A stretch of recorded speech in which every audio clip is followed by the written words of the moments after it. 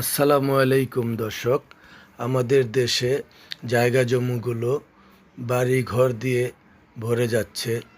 ফসলের জমিগুলো সব ডেভেলপ হয়ে যাচ্ছে, যার কারণে আমাদের চাহিদা ঠিক মতন মিটতেছে না।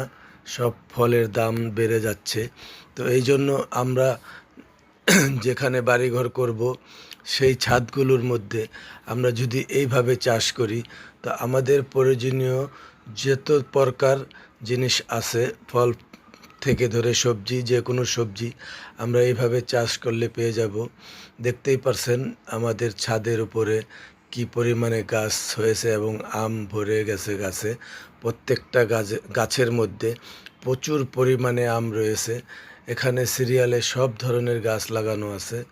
তো আপনারা যদি চান তো এইভাবে আপনাদের চাহিদাগুলো মিটে যেতে পারবে।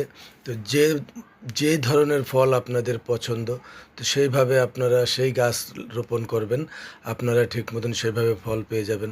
আশা করি ভিডিওটি ভালো লেগেছে। তো যদি ভালো লাগে ভিডিওটি শেয়ার করে